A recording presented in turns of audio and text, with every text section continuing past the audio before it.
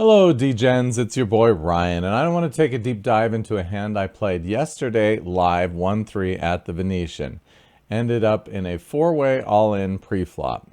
But let's get to the details. So first of all, I put all the stack sizes here. Nothing irritates me more than when a poker vlogger talks about a poker hand without talking about stack sizes. And in this case, more than effective stack size is important because each person's stack size is going to relate directly to the action they take in the hand.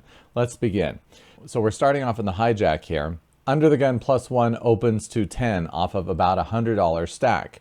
Okay, I've got pocket tens. What do I do here? First decision. Of course you can raise, and a lot of times in these live games people will re-raise to $20, $30 or more, $35 sometimes. Because if you've got pocket tens, you've almost got pocket aces, right? You've almost got pocket jacks at least. And if you had pocket aces or pocket kings, what would you raise to? And the only things you have to be afraid of are the rest of the overpairs. And if you raise to 35, probably aces and kings are going to be raising to 100, and probably queens as well. Maybe jacks won't, so you might get a little trapped with that. But a lot of people raise their eights, their nines, their tens to 35 pre-flop, and there's a lot to be said for that. But in this case, you can also flat. I decided to flat. Watch what happens. The player next to me, who's the only other player with a big stack, also flats. So I call the 10. He calls the 10 as well.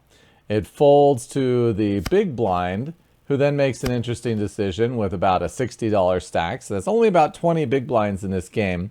A lot of times people are playing very shallow in live poker nowadays. And I'm going to talk about why in another video, but let's just say that's what's happening here.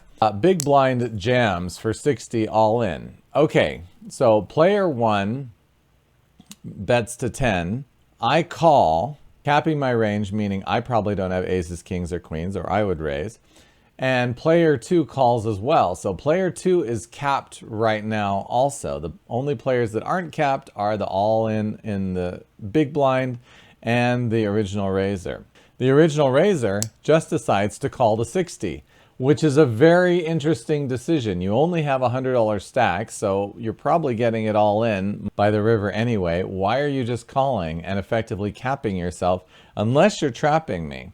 So that's what's going through my head when I'm sitting in this hand and watching the action. I'm thinking player 5 could conceivably have a higher overpair, but off of a 20 big blind stack, I'm very comfy getting it all in against them if I was heads up with pocket tens. Now player 6 caps themselves, and that makes me think I'm ahead of them. So I want to isolate player 6, and I want to make sure player 2, who's the one who can really hurt me in this hand, doesn't come in.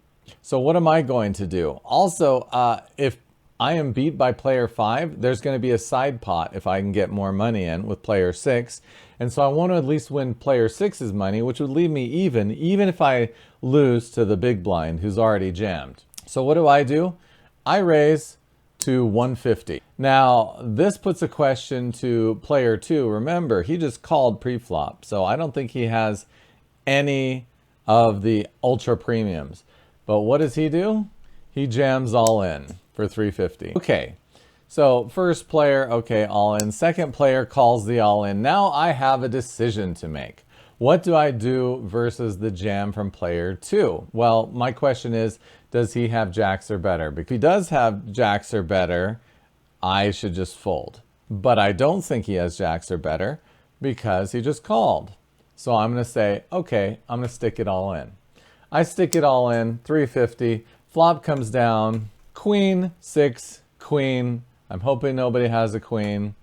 Turn is a 7 of hearts. All right. So far, so good. River is a 7 of clubs. Now we all open. Player 2 has ace king for no pair. Player 5 has pocket fives. Makes sense to jam that pre-flop. Player 6 has ace 8 offsuit. Okay.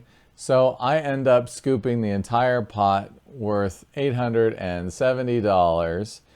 And my read was good. My decision was good. Would you have done anything differently? What do you think about my play? Let me know.